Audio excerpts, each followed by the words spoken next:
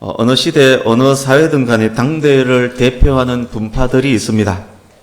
예수님께서 지구에 발을 딛고 사셨던 2000여 년 전 이스라엘에도 마찬가지였습니다. 예수님 당시 주요 분파들을 설명을 드리려고 합니다. 화면을 보시면 되겠습니다. 여기 있는 내용들을 오늘 말씀 전하는 동안 계속 필요한 내용입니다. 첫 번째 예수님 당시 분파가 바리새파입니다. 헬라어로 분리된 사람들을 의미합니다. 유대 종교 분파들 중 주류입니다. 세속과 분리되어서 거룩함을 추구한다. 그것이 바리새파의 모토였습니다. 율법과 유대 전통에 철저합니다. 물건, 곡물, 채소, 향료까지 구별해서 철저하게 11조를 드립니다. 일주일에 2번 금식하고 매일 3차례씩 기도했습니다. 나중에 이들이 타락해서 위선으로 예수님께 책망을 받기는 했지만 바리새파 원래 모습은 이런 모습입니다. 말씀의 영감성을 믿었습니다. 부활, 사후세계, 심판, 천사, 악령 등을 인정했습니다. 민족주의적 성향이 강하고 반로마적입니다. AD 70년 유대 멸망 후에도 계속 유대교를 개성 발전시켰습니다. 오늘날의 유대교는 바리새파에서 계속된 것입니다. 이스라엘을 제사장 나라로 만들려는 비전을 가졌습니다. 유대 전통을 파괴한다고 생각되면 똘똘 뭉쳐서 철저하게 배격하기 때문에 그들 엉짐력에서 나오는 힘 매우 컸습니다. 헤롯 대제도 이들 영향력을 무시할 수 없었습니다. 사내들인 공회에서 사두개파에 비해서 적은 좌석을 차지하지만 영향력은 컸습니다. 대율법학자, 경건한 지도자들 중에 바리새인들이 많았습니다. 사도 바울이 바리새인이었습니다. 니고데모, 아리마대, 요셉 역시 바리새인 공회원이었습니다. 두 번째가 사두개파입니다. 솔로몬 시대 사독 제사장의 후예들입니다. 사두개라는 이름은 사독 제사장으로부터 온 것입니다. 사독에게 있었던 성전 관리권을 소유했습니다. 포로기 이후부터 신약 시대까지 성전 요직을 장악했습니다. 유대 사내들인 공회의 다수석을 차지합니다. 종교보다 정치에 더 관여합니다. 친로마파로서 상류 생활을 즐겼고 일반인들과는 잘 놀지도 않았습니다. 성전 이방인들 그 넓은 곳에서 장사하는 상인들의 판매권을 독점했고 성전세를 관리하면서 막대한 부를 축적합니다. 모세 오경만을 믿고 부활, 사후세계, 천사, 마귀 등을 믿지 않습니다. 예수님을 빌라도에게 넘긴 핵심 인물이 바로 사두개파 대제사장 안나스와 그의 사위 가야바였습니다. AD 70년 이스라엘이 로마에 의해서 망한 이후 사두개파는 역사 속에서 사라집니다. 세 번째가 서기관입니다. 성경에 율법사, 율법교사, 교법사 등으로 번역되기도 합니다만 같은 말입니다. 전문적인 율법 해석자들, 말씀을 가르치는 교사들이었습니다. 대부분 서기관들은 바리새인들이었습니다. 당시 유명한 서기관은 힐렐, 샴마이, 그리고 바울의 스승이었던 가말리엘이 있습니다. 네 번째가 헤롯 당입니다. 헤롯 왕조 출현, BC 37년 헤롯 왕조 출현 때부터 점차 세력화된 무리들입니다. 헤롯 안디바 시절, 즉 예수님께서 사역하시던 그 당시 더욱 위세를 떨쳤습니다. 성경에는 단 3번 언급되는 분파입니다. 헤롯 왕조와 로마 정부의 호의적이었습니다. 성향으로 바리새인들에게 적대적이지만 예수님을 책잡기 위해서는 연합전선도 폈다라고 기록에 있습니다. 성경에 나옵니다. 다섯 번째가 열심당. 헤롯 대왕 당시에 조직되었습니다. 헤롯 당은 헤롯을 지지하기 위해서 조직되었지만 이 열심당은 헤롯과 로마에 반대하기 위해서 조직된 분파입니다. 이스라엘 내에서 로마를 몰아내고자 하는 조직으로 극단적 민족주의자들입니다. 이들 중에는 시카리로 불리는 암살단이 있었습니다. 라틴어 시카는 단도, 작은 칼, 단도를 의미합니다. 단도를 품에 품고 다니다가 로마인 혹은 친로마인들을 만나면 살해했었습니다. 로마 황제에게 바치는 세금을 우상에게 드리는 것이라고 하면서 납세를 거부합니다. 열심당은 로마에 의해서 예루살렘이 함락될 때 AD 70년 함락될 때 마사다라는 곳에서 끝까지 항전을 합니다. AD 73년까지 3년 동안 전멸할 때까지 항전합니다. 우리 역사의 고려 무신 정권기 몽고의 끝까지 항전했던 삼별초를 생각나게 하는 사람들이 바로 이 열심당입니다. 마지막으로 에세네파입니다. 에세네의 뜻은 경건한 자라는 의미입니다. 바리새파에서 분리된 것으로 추정이 됩니다. 부요함을 거부했으며 쾌락을 악어로 여겼기 때문에 금욕생활, 언둔생활을 합니다. 개인적 경건훈련 및 각종 정결 예식을 강조했습니다. 안식일을 거룩히 지키려고 화장실도 가지 않았다라고 합니다. 이들이 예루살렘의 부패한 종교 세력에 반대해서 광야로 나갔습니다. 사해 쿰란에 거주하면서 약 300여 명의 남성 미혼자들이 쿰란에 거주하면서 공동생활을 합니다. 그곳에서 구약 성경과 유대교 관련 문서들을 필사합니다. 그 사본을 항아리에 담아서 동굴 안에 보존합니다. 2000여 년 동안 쿰란 동굴에 보존되었다가 우연히 베두인에 의해서 우연히 발견되어서 1947년부터 발굴이 됩니다. 이것이 바로 사해사본이라고 부르는 지구상에 존재하는 가장 오래된 구약성서 사본입니다. 세계적 경탄을 자아낸 보물 중의 보물입니다. 이 보물이 있었기 때문에 지금의 우리는 원본에 거의 일치하는 성경 말씀, 하나님의 말씀, 구약을 읽을 수 있게 된 것입니다. 성경에 에세네파에 대한 언급은 없습니다. 다만 세례 요한이 에세네파에 소속되었을 것이다, 그렇게 추정은 합니다. AD 70년 예루살렘 멸망과 함께 이들도 역사에서 사라집니다. 말씀드린 이들 분파를 성향별로 줄을 한번 세워보려고 합니다. 가장 종교적이며 경건한 분파로부터 시작해서 세속적이며 현실적 분파 순으로 나열을 해보겠습니다. 가장 종교적이며 금욕적인 분파는 에세네파입니다. 수도원에서 기도하고 묵상하는 사람, 세상을 초월한 듯한 부류의 사람들입니다. 그 다음이 서기관과 바리새파 사람들입니다. 민족주의적 성향이 강하고 자기들만의 전통을 지키려 합니다. 로마가 자기 민족에게 개입하는 것 싫어합니다. 우리나라 식민지 당시 독립운동 지지하면서 독립자금을 마련해준 지식인들, 양반 가문의 지식인들 정도로 이해하면 될 듯합니다. 그 다음이 사두개파입니다. 이들은 정치 권력을 쫓습니다. 로마와 친분을 쌓아서 자기의 권력을 지킵니다. 식민지 당시 친일로 돈과 권력을 누렸던 사람들 정도로 비유할 수 있겠습니다. 네 번째, 헤롯당. 헤롯당도 성향적으로는 사두개파에 가깝습니다. 권력을 가진 로마와 헤롯 가문을 지지하며 칭송하며 거기에서 나온 권력을 누리는 사람들입니다. 식민지 당시 친일 앞잡이 역할을 했던 여러 부류의 사람들에 비유할 수 있을 것입니다. 마지막이 열심당원입니다. 로마가 이스라엘에 관할하는 것을 참지 못해합니다. 로마인, 친로마인을 만나면 품속에 단도를 꺼내어서 암살합니다. 식민지 당시 일본을 향해서 폭탄을 던지고 게릴라전을 펼쳤던 열혈 독립투사에 비유할 수 있습니다. 이제 지도 하나를 보겠습니다. 방금 설명드린 주요 분파 그리고 본문에 등장하는 인물 중 어떤 일을 설명하기 위해서 만든 지도입니다.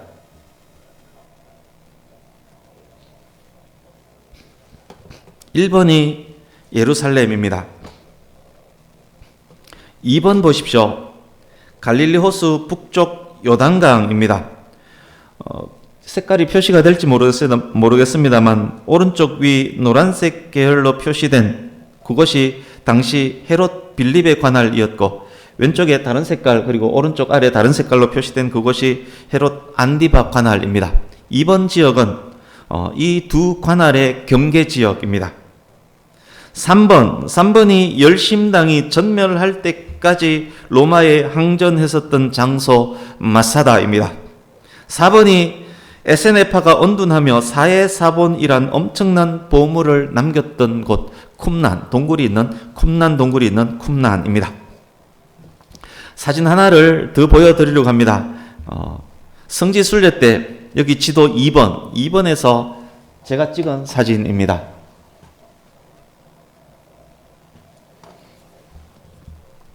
평시 때 갈릴리 북쪽 요단강의 모습입니다. 생각보다 폭이 좁아서 저도 놀랐습니다만 우기가 되면 저 폭이 굉장히 넓어집니다. 조금만 더 가면 저 멀리 화살표 갈릴리 호수 저쪽이 남쪽입니다. 조금만 더 가면 갈릴리 호수입니다. 지금도 그렇지만 이 도로는 여기 다리가 보일 겁니다. 다리가 있는 이 도로는 예수님 당시에도 주요한 도로였습니다. 강을 경계로 헤롯 빌립의 관할과 헤롯 안티바의 관할로 나누어졌습니다. 예수님 당시에도 다리 혹은 다리에 준하는 시설이 있었을 것입니다. 이제 본문으로 들어가려고 합니다. 이따가 이 화면은 한 번 더 보겠습니다. 예수님께서 12제자를 부르시고 택하신 것에 대한 내용입니다. 본문 12절 보십시오. 예수께서 기도하러 산에 올라가셨는데 그곳에서 밤이 새도록 기도하셨습니다. 성경에서 예수님이 밤새도록 기도했다라고 기록된 곳은 여기가 유일합니다. 매우 중요한 무엇인가가 있음을 알 수 있습니다. 13절입니다. 예수님께서 산에서 내려오셨습니다. 따르는 제자들을 부르시고 그 중에서 12를 택하셔서 사도로 삼습니다. 그것이 예수님에게 매우 중요한 무엇이었습니다. 그렇습니다. 사역자, 직분자는 아무렇게나 그렇게 막 세우는 것 아닙니다. 기도하고 기도해서 세우는 것입니다. 신약 성경에 기록된 훗날 사도들이 예수님의 이 모범을 따라서 직분자를 세우고 있음을 우리는 확인할 수 있습니다. 여기에 누가가 12명 제자들의 이름을 기록해 두었습니다. 성경 퀴즈 몇 개 나갑니다. 오픈북 퀴즈입니다. 첫 번째, 아는 분은 크게 답해 주시면 좋겠습니다. 크게 대답 안 하면 모르는구나 이렇게 생각하겠습니다. 그러니까 마스크를 썼기 때문에 누가 대답한지는 모르겠습니다. 어쨌든 아는 분 말씀해 주시기 바랍니다. 12사도 중 친형제 두 팀이 있습니다. 누구일까요? 네? 베드로와 안드레, 여기에 한 형제는 나옵니다. 베드로와 안드레, 그리고 야고보와 요한이 친형제사입니다. 두 번째, 조금 어려운 문제. 바돌로메의 다른 이름은 무엇일까요? 네, 조금 어려우니까 모르시겠죠. 나다나엘이 바돌로메의 다른 이름입니다. 성경에 나다나엘은 바돌로메와 같은 사람입니다. 역시 어려운 문제, 세 번째 문제. 그렇지만 성경 말씀을 잘 보면 알 수 있을 것입니다. 나다나엘에게 와서 보라 라면서 전도했던 제자는 누구일까요? 잘 보면 찍을 수 있을 것입니다. 나다나엘이 바돌로메라고 말씀을 드렸습니다. 바돌로메에 가장 가까이 있는 사람이 누구 같습니까? 네, 빌립과 바돌로메는 친했을 겁니다. 빌립이 나다나엘, 바돌로메에게 가서 와서 보라 라고 전도한 제자입니다. 요한복음에 나오는 내용입니다. 네 번째 문제, 조금 쉬울 수 있는 문제입니다. 예수님이 변화산에서 변명하실 때 그 장면을 목격한 제자는 누구일까요? 수제자급 제자 3명 누구입니까? 네, 베드로, 야고보, 요한 이 3명이 변화산에 같이 있었습니다. 다섯 번째, 진짜 쉬운 문제입니다. 대답의 기회는 학생부에게만 주겠습니다. 예수님을 모른다고 3번이나 부인했던 제자는 누구일까요? 네, 베드로. 역시 학생부 대단하지 않습니까? 베드로입니다. 여섯 번째 문제, 역시 쉬운 문제입니다. 역시 학생부에게만 기회를 드립니다. 예수님을 은 30에 팔아버린 제자는 누구입니까? 네, 가룟 유다. 여기 나옵니다. 예수를 파는 자들 가룟 유다입니다. 일곱 번째, 마지막 문제입니다. 역시 좀 어려운 문제이긴 하지만 오픈북 퀴즈이기 때문에 눈치가 빠른 분은 맞출 수 있습니다. 가룟 유다가 자살을 합니다. 예수님 성천 이후 한 명의 사도를 더 보충해야 됩니다. 가룟 유다 이후에 그 자리에 들어갔던 제자의 이름이 무엇입니까? 눈치가 빠르면 맞출 수 있습니다. 우리 주보 오른쪽에 있는 사도행전 말씀 우리 같이 읽어보겠습니다. 오픈북이기 때문에 주보도 오픈북에 포함이 됩니다. 같이 읽습니다. 시작. 제자들이 감람원이라 하는 산으로부터 예루살렘으로 돌아오니 들어가 그들이 유하는 다락방으로 올라가니 베드로, 요한, 야고보, 안드레와 빌립, 도마와 바돌로메, 마테와 알페오의 아들 야고보, 셀로딘 시몬, 야고보의 아들 유다가 다 거기 있어 여자들과 예수의 어머니 마리아와 예수의 아우들과 더불어 마음을 같이하여 오로지 기도에 힘쓰더라. 제비 뽑아 마띠아를 얻으니 그가 11사도의 수에 들어가니라. 아멘. 누구입니까? 네, 마띠아. 자격 요건 갖춘 자 중에서 가룟 유다 자리를 메울 제자를 기도로 준비해서 제비 뽑았습니다. 마띠아가 뽑혀서 12사도에 포함이 됩니다. 사도행전의 저자 역시 누가이기 때문에 오늘 본문 속 제자들의 이름이 여기에 그대로 지금 적혀 있습니다. 마태의 다른 이름은 레위입니다. 그리고 야고보의 아들 유다의 다른 이름은 다데오입니다. 성경에 다데오가 있는데 다데오가 바로 야고보의 아들 유다의 다른 이름입니다. 12사도와 관련 몇 가지 더 정리하겠습니다. 12사도로 이루어진 학급이 있다라고 가정을 하면 반장은 베드로입니다. 제자들의 대표입니다. 부반장은 요한과 야고보입니다. 이 반장, 부반장이 변화산에 같이 올라갔습니다. 서기가 있었다면 아마 마태였을 것입니다. 마태가 매우 조직적이고 체계적으로 사고하는 사람입니다. 교사 마태입니다. 그렇다면 회계는 누구였을 것 같습니까? 네, 성경에 동궤를 맡았다. 가룟 유다가 동궤를 맡았다라고 기록이 되어 있습니다. 회계는 가룟 유다였습니다. 12사도라고 말하지만 12명 외 사도라 불리는 사람이 더 있습니다. 예수님의 동생 야고보, 여기 있는 야고보와 다른 야고보입니다. 야고보서의 저자 예수님의 동생 야고보를 사도라고 불렀고, 그리고 바울을 사도라고 불렀고, 바나바도 사도라고 불렀습니다. 예수님께서 12제자를 부르시고 택하신 이유가 무엇이었을까? 제자들을 통해서 무엇을 하려고 부르셨을까? 성경에 기록된 내용에 의해서 몇 가지만 말씀드리겠습니다. 예수님께서 원하는 자들을 부르셨습니다. 예수님께서 원하셨습니다. 추수할 것은 많지만 일꾼이 부족해서 추수할 일꾼으로 그들을 부르셨습니다. 권능을 주셔서 더러운 귀신을 쫓아내며 모든 병과 약한 것을 고치기 위해서 그들을 부르셨습니다. 예수님께서 그들과 함께 있고 싶어 하셨기 때문에 부르셨습니다. 천국이 가까웠다. 전도하게 하기 위해서 부르셨습니다. 그들로 사람 낚는 어부가 되게 하려고 부르셨습니다. 결국 예수님께서 제자들을 부르신 이유는 가르치시며 천국 복음을 전파하시며 모든 병과 약한 것을 고치셨던 예수님의 그 일, 예수님께서 하셨던 그 일을 제자들이 하게 하기 위해서 부르신 것입니다. 제자들은 그 일을 잘 감당합니다. 처음에는 어떠했을지라도 시행착오를 겪었을지라도 결국 잘 감당합니다. 요한 사도는 복음을 전파하며 살다가 늙어서 반모섬에 유배되었고 그곳에서 요한계시록을 기록하고 신약 성경을 완성합니다. 나머지 모든 사도들 마띠아와 바울도 예수님의 동생 야고보도 열심히 그 일을 감당합니다. 요한 사도를 제외한 모든 사도는 그리스도께서 맡기신 그 일을 감당하다가 마띠아와 바울과 야고보까지 다 순교합니다. 주보를 보십시오. 말씀의 제목 세리 마테 셀롯 시몬으로 제목을 정했습니다. 12사도 중 오늘은 마테와 시몬에 조금 더 집중해 보려고 합니다. 그 12제자 중에 설교의 주제로 소재로 사용된 제자가 많이 있지만 셀롯 시몬은 자주 소외가 되는 그런 제자입니다. 그래서 오늘 셀롯 시몬 마테에 대해서 조금 더 집중해 보려고 합니다. 누가복음 표시해 두시고 우리 마태복음 9장 9절을 같이 읽습니다. 마태복음 9장 9절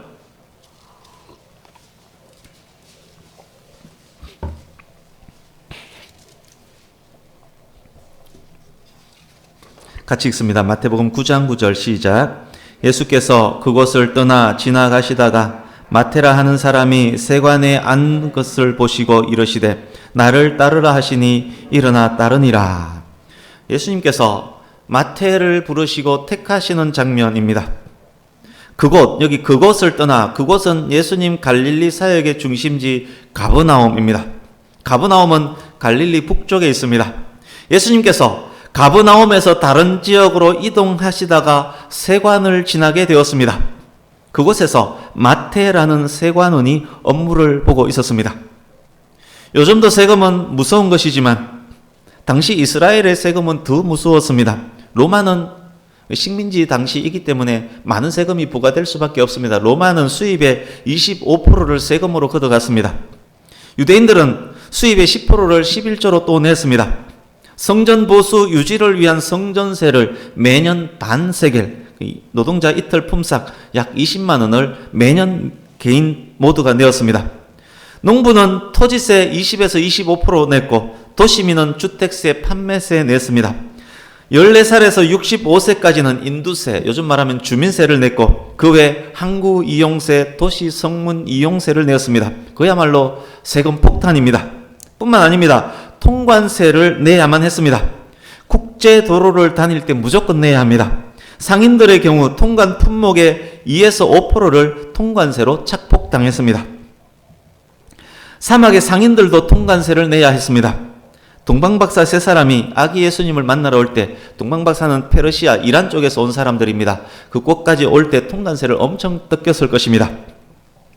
마태가 했던 일이 바로 이 통관세 받는 일입니다. 마태가 일했던 세관 어디에 있었을까요?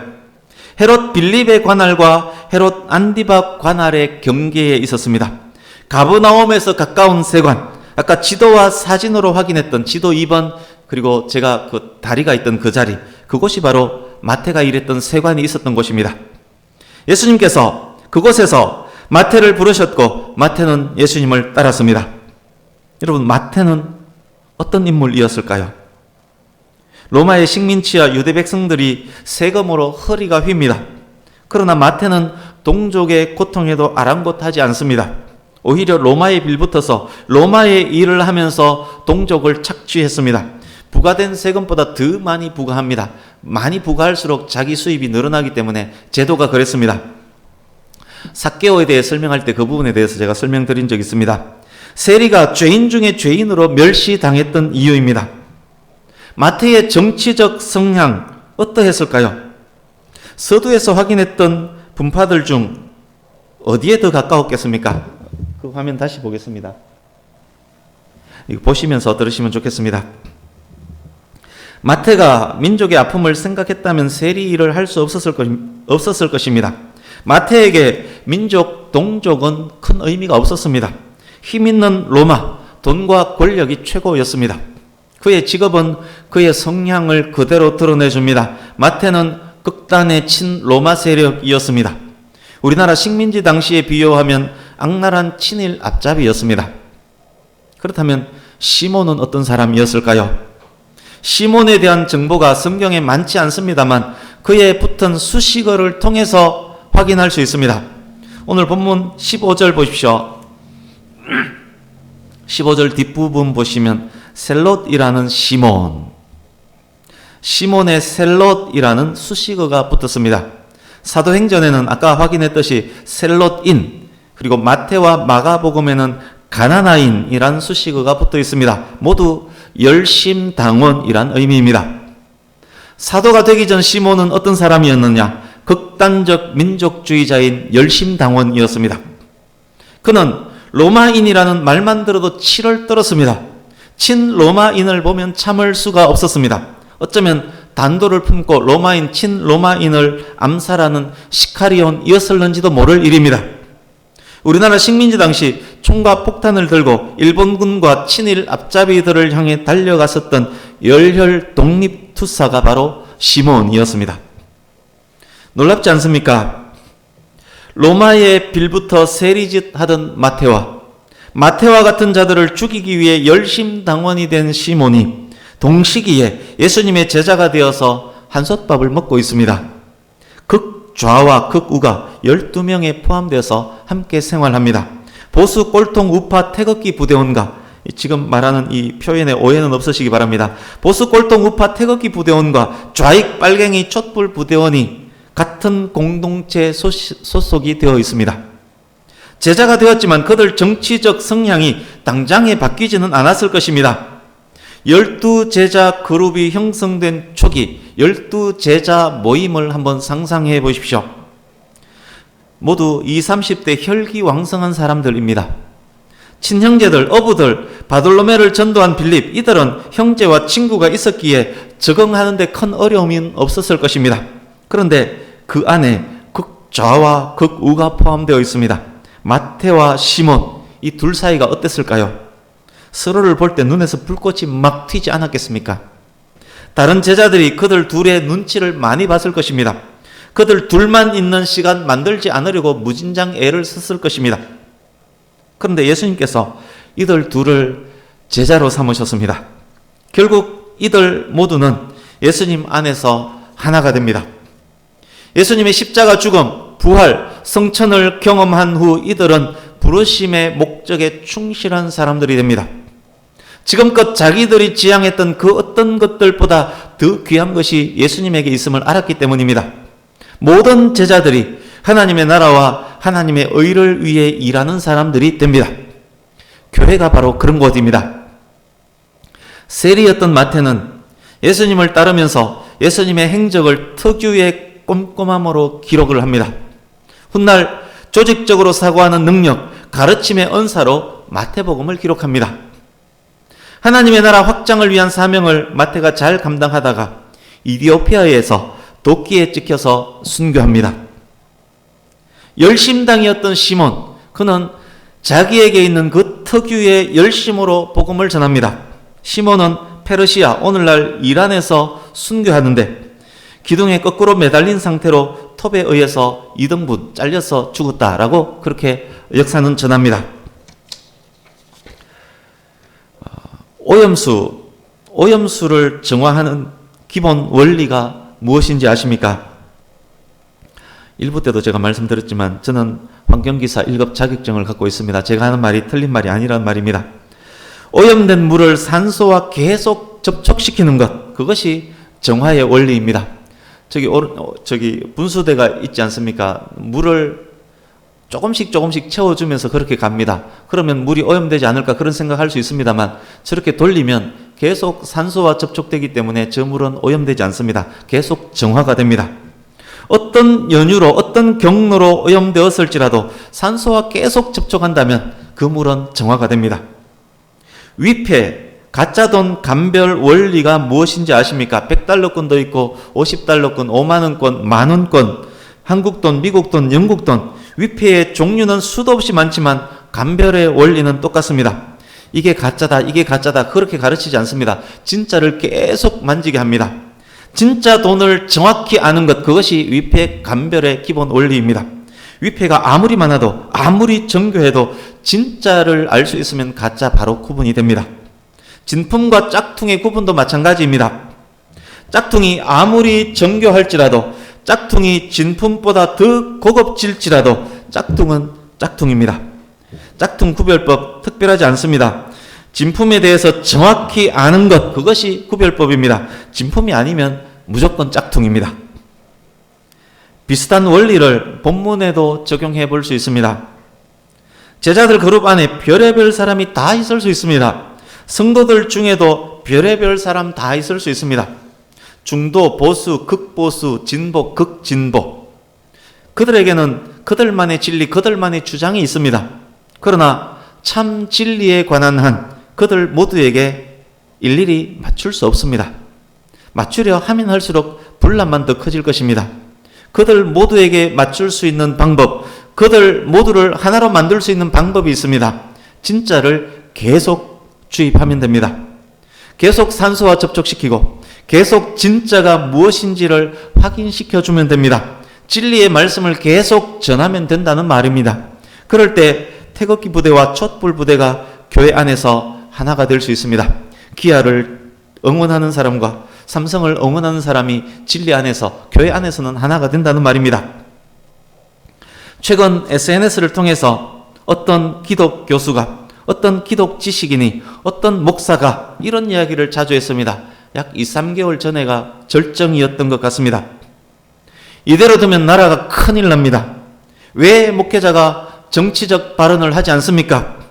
목회자가 바로 서서 정확히 의견을 표해야 성도가 바로 서지 않습니까? 왜 성도들은 목회자가 정치적 의견을 표하도록 계속 요구하지 않습니까?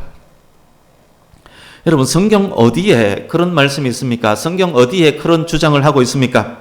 여러분, 그 교수, 그 지식인, 그 목사의 발언이 진리라고 누가 확인을 해줄 수 있습니까? 시몬과 마태가 충돌할 때 예수님께서 시몬에게 네가 옳다라고 말씀했다면, 예수님께서 마태에게 네가 옳다라고 말씀했다면, 만약 그러셨다면 어떤 일이 일어났겠습니까? 시몬과 마태가 공동체 생활을 계속하면서도 계속 자기의 주장을 했다면 어떤 일이 일어났겠습니까? 제자들 그룹이 바로 세워질 수 있었겠습니까? 그들 속에 분란, 분쟁, 파벌만 더욱 커지지 않았겠습니까? 싸우느라 예수님께서 맡기신 사명 제대로 감당할 수 있었겠습니까? 예수님은 어떻게 하셨습니까? 가르치고 복음을 전하고 치유하는 일을 계속 하셨습니다. 하나님 나라에 대한 진리를 계속 가르치셨습니다. 진리의 말씀을 계속 가르치셨습니다. 그때 극우와 극좌가 진리 안에서 하나가 되었습니다. 그때 친로마인과 친로마 암살단이 진리 안에서 하나가 됩니다. 교회가, 목회자가 해야 할 일이 바로 그것입니다. 말씀을 묵상하고 연구해서 제대로 가르치는 것, 그것이 목회자의 일입니다. 무엇이 옳다? 나는 어떻게 생각한다? 목회자 개인에게도 개인적 성향이 있을 수 있습니다. 그러나 목회자가 강단에서 자기의 성향을 그렇게 이야기하는 것, 그것은 교회와 성도를 해집는 일이 될 것입니다. 성도가 해야 할 일도 마찬가지입니다. 목사님에게 정치적 의견을 개진토록 요구할 것이 아니라 우리 목사님이 더 말씀 연구하고 더 예수님 닮아가기를 요구해야 할 것입니다. 그때 교회와 성도가 바로 세워질 것입니다. 다양한 성향의 성도들이 그때 공동체 안에서 하나가 될 것입니다. 오늘날 한국의 교회 얼마나 분열되어 있습니까? 교단별, 목사별, 장로별, 집사별, 직업별, 출신 지역별, 정치적 성향별 얼마나 나누어져 있습니까? 진리의 말씀을 따라서 교회를 정하고 출석하는 것이 아니라 목회자의 정치적 성향이 자기와 맞는지 여부에 따라서 교회를 정하는 사람 얼마나 많습니까? 한국의 교회가 지금 얼마나 어려운 때입니까? 복음 전하기가 얼마나 어렵습니까? 분열되어서 싸우고 또 싸우면 복음은 언제 전합니까? 오늘날 교회의 분열된 행태가 교회 밖 세상 사람들에게 미운 교회 욕 한 번 더 할 기회를 지금 주고 있지 않습니까? 교회 안에 있는 사람들에게 믿음이 연약한 어떤 사람들, 그들에게 잘 됐다, 이참에 그냥 교회 끊어버리자 명분을 주고 있는 것 아닙니까? 이대로 두면 오염된 물은 점점 더 오염될 것이고 위패는 점점 더 정교해질 것이고 짝퉁은 점점 더 정교해지면서 많아질 것입니다. 가짜 성도 이단 사이비가 더욱 힘을 얻고 교회는 더욱 해집혀지지 않겠습니까? 이제 말씀을 마무리합니다. 사랑하는 성도님 여러분, 여러분께서 진정으로 나라를 사랑한다면 나라와 백성을 위해서, 나라의 정의와 공의를 위해서 하나님께 기도하시기 바랍니다. 진정으로 교회 공동체를 사랑한다면 교회 공동체를 위해서 기도하시기 바랍니다. 태극기 부대도 촛불 부대도 예수님의 십자가 안에서 하나가 되는 공동체가 되기를 기도하시기 바랍니다. 목회자의 정치적 발언을 따라 움직이는 성도가 아니라 진리의 말씀을 따라 움직이는 교회가 될 수 있기를 기도하시기 바랍니다. 대한민국의 목회자가 진리의 말씀을 붙잡고 묵상하며 바로 전하기 위해 몸부림하는 목회자가 될 수 있도록 기도해 주시기 바랍니다. 교회 안에서 진리의 샘물이 콸콸 흘러 넘쳐서 분열과 분리를 잠재울 수 있도록 기도하셔야 할 것입니다. 예수님께서 사도들을 부르시고 택하시기 위해 밤새도록 기도하셨던 그 이유와 동일한 이유로 우리는 기도해야만 하는 것입니다. 비록 예수님처럼 밤새워 기도는 못할지라도 하루 몇십 분 정도는 기도해야 하지 않겠습니까? 그때 교회와 성도가 회복될 것이고 교회와 성도가 하나님께서 우리를 부르신 목적에 부응하는 교회와 성도로 그때 세워질 것입니다. 나라의 지도자들이 하나님을 두려워하며 백성들을 아끼고 사랑하는 사람들로 변화되어질 것입니다. 그때 우리나라 대한민국이 공의롭고 의로운 나라로 더욱 세워져 갈 것입니다. 함께 갈라디아서 3장 28절 말씀을 읽고 마치려고 합니다. 신약성경 306페이지 갈라디아서 3장 28절 오늘 말씀의 결론입니다. 갈라디아서 3장 28절 말씀 같이 읽습니다. 시작. 너희는 유대인이나 헬라인이나 종이나 자유인이나 남자나 여자나 다 그리스도 예수 안에서 하나이니라. 아멘. 성향이 어떠하든 환경이 어떠하든 우리가 예수님의 대속함으로 구원받은 성도라면 우리 모두는 예수 그리스도 안에서 하나입니다. 우리 모두는 예수 그리스도의 제자들입니다. 참 하나로, 참 제자로 살아가는 우리 모두가 될 수 있기를 예수님 이름으로 축복합니다. 아멘. 기도하겠습니다.